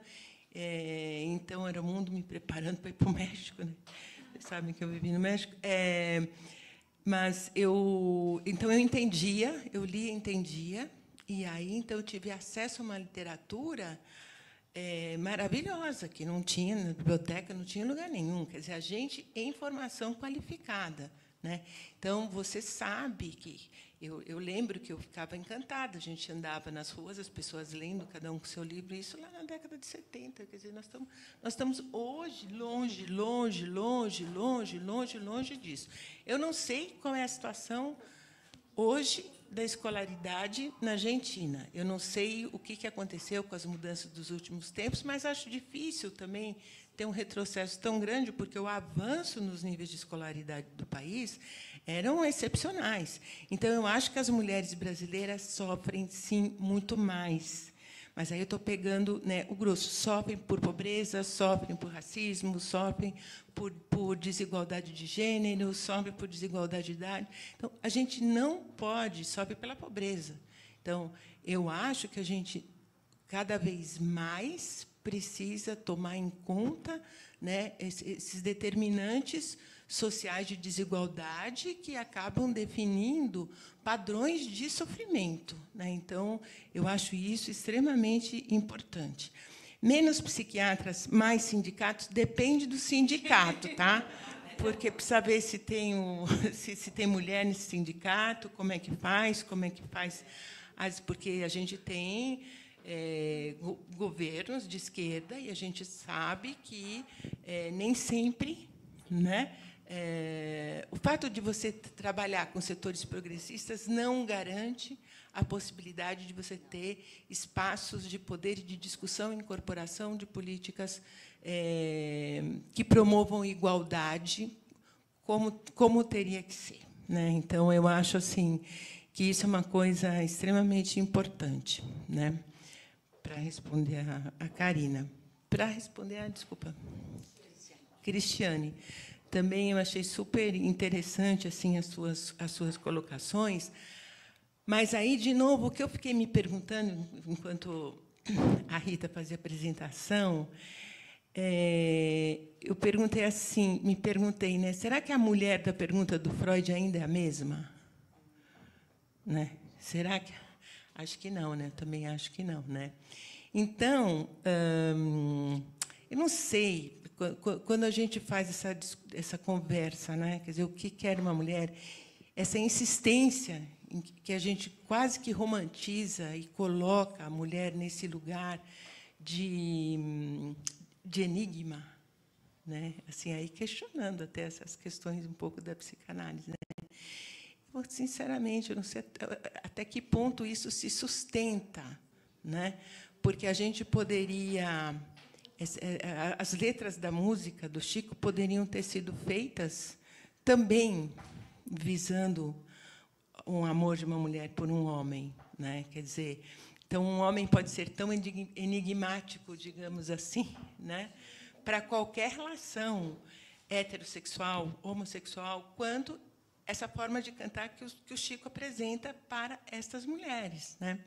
E eu estava brincando aqui com a Rita, com a Maria Célia, porque a gente colocou, numa das divulgações lá nossas, foi colocado um pedacinho da música Essa Moça Está Diferente, não sei se alguém viu, e a letra dessa música tem um momento que o Chico fala assim, vou ler, que eu peguei aqui no celular. Essa moça está diferente, já não me conhece mais, né? Essa moça está diferente, já não me conhece mais.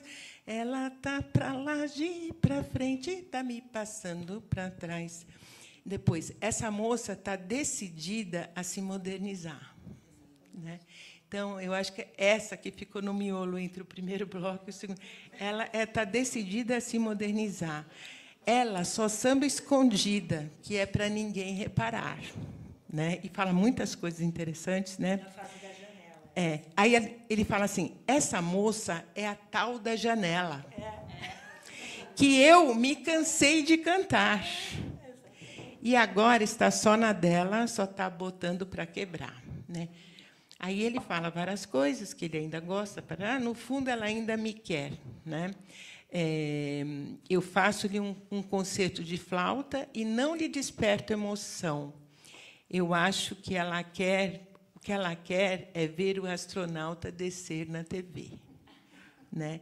Então eu acho que, e ele usa essa palavra modernizar, então ele está cantando justamente essas mudanças, né, incríveis, né, que aconteceram nas últimas décadas com as mulheres, que são, inclusive, né, a modernização do núcleo familiar, né, das formas de família, né, a modernização na escolaridade, né, na entrada das mulheres no mercado de trabalho, né. Agora, isso, se por um lado trouxe muito avanço, trouxe mais violência para as mulheres, né. Tem mais violência de gênero, né, sobre a vida das mulheres, né. Mais exposição e mais provocação, entre aspas, né?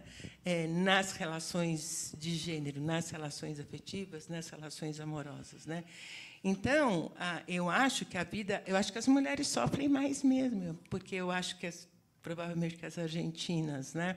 Porque tem um contexto, né, que é penoso para as mulheres hoje em dia. Então, acho que isso explica e muito essa dificuldade de se entregar, né, para o seu desejo, né, uma dificuldade de lidar com a maternidade, uma dificuldade, né, de estabelecer relações de confiança afetivas, né.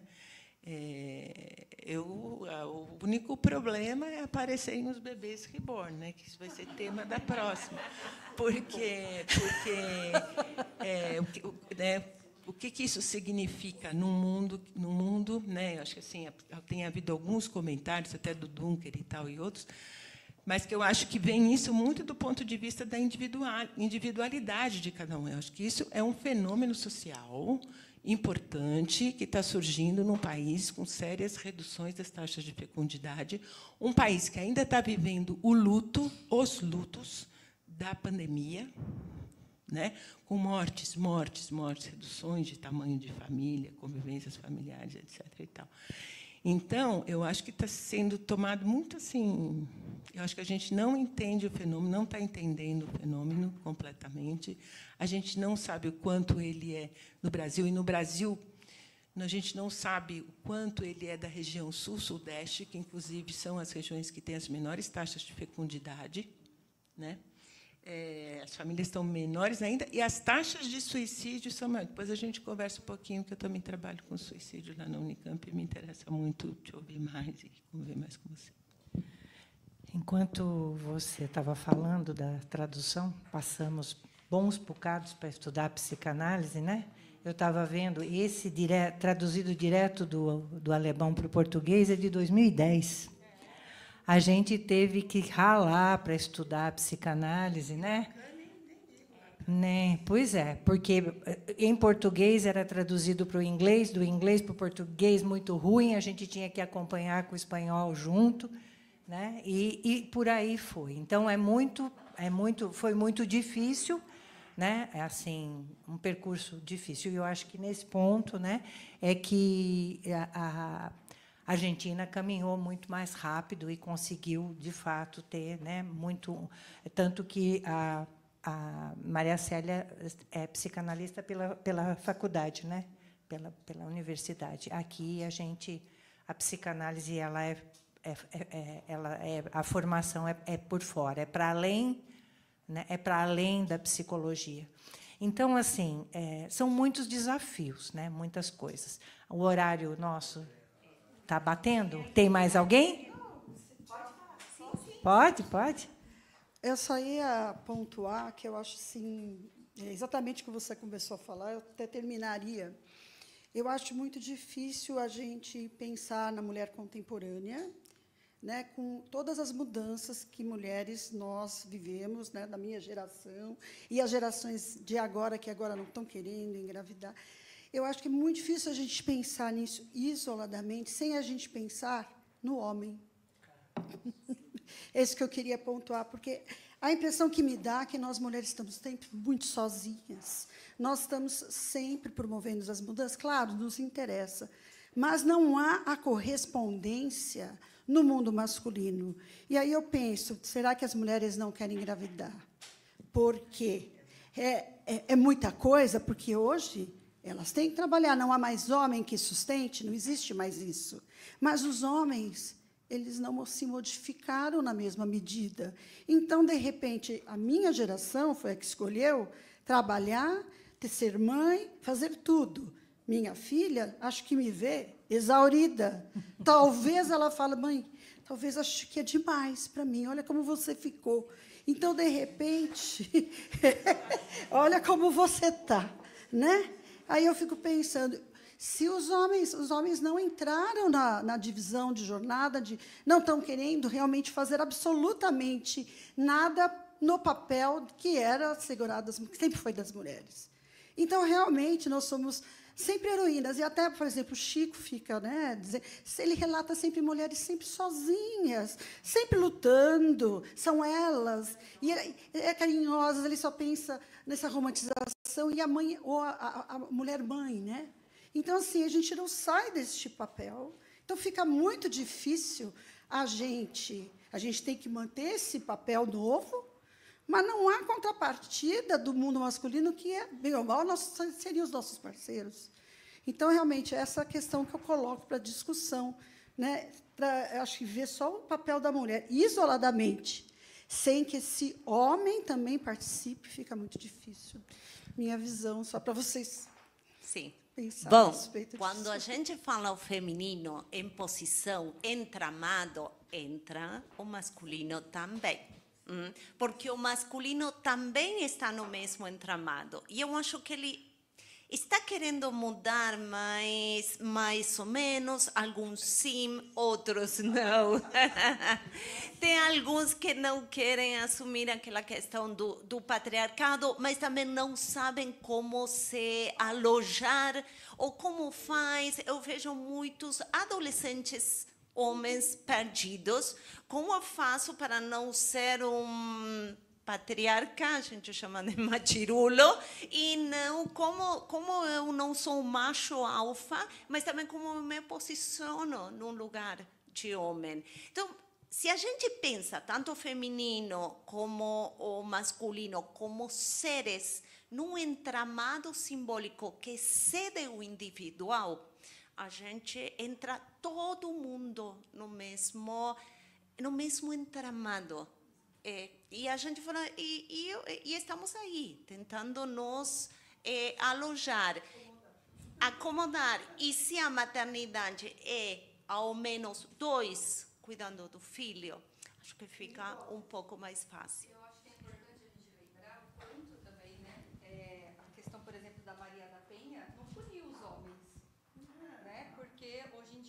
homem não pode chegar numa mulher numa balada e cortejá-la, que pode ser assédio. Né? Então, você vai em lugares, você vê os homens apartados das mulheres.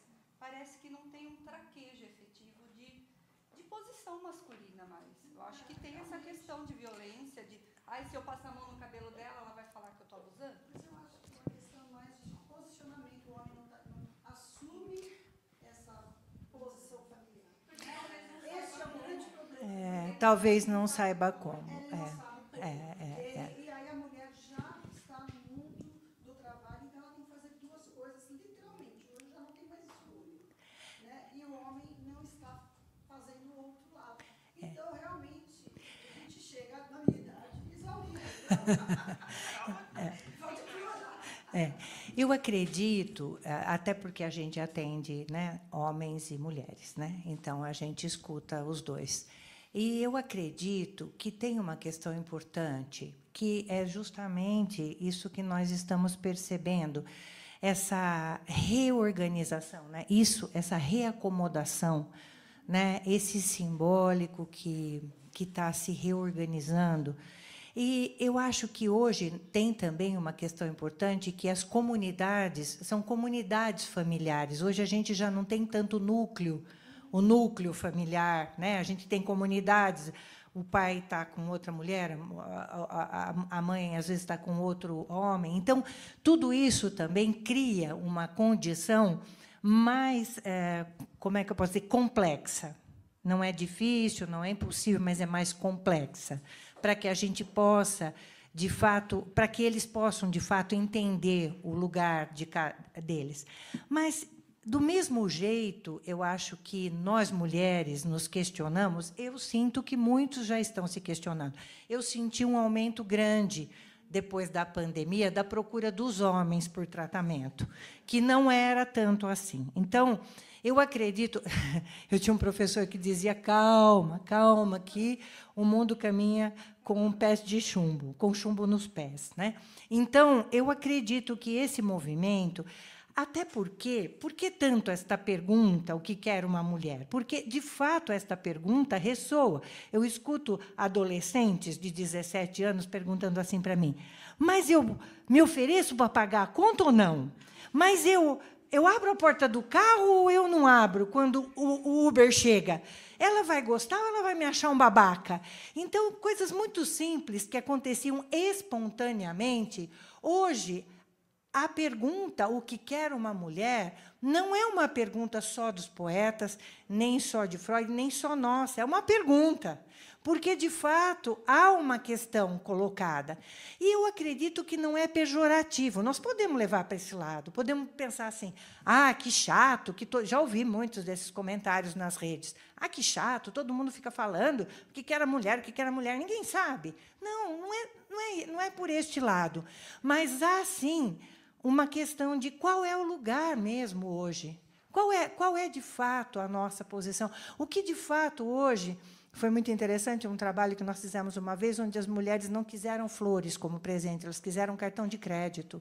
E isso escandalizou os homens de um jeito, gente, que foi um rebuliço que a gente não imaginava.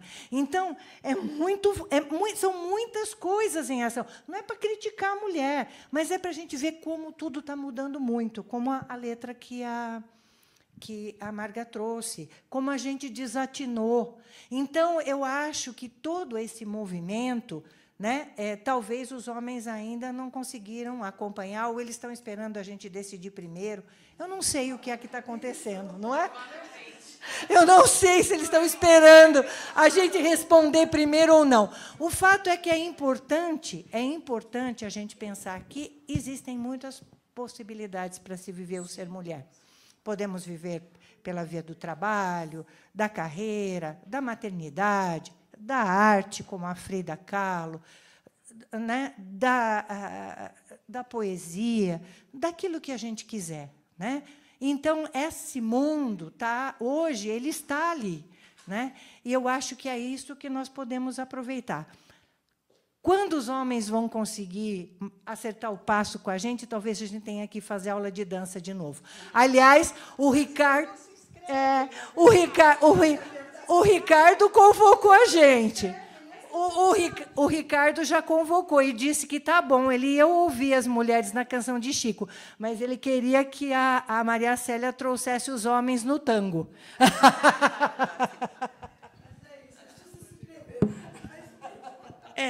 Eu acho assim, brincadeiras à parte, esse é um grande tema. É um grande tema. Eu investiguei, eu trabalhei meu mestrado, meu doutorado sobre masculinidade e gênero, né?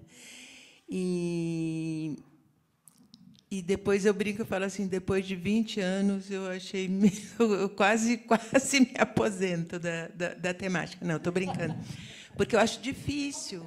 É difícil, é complicado quando você pensa, inclusive quando você pensa socialmente. Você pode ter, é isso, né? A gente encontra, logicamente, homens que estão se indagando, né? Homens que estão procurando a clínica, homens que estão cresce, né? Mas eu acho que cresce num ritmo muito lento, né?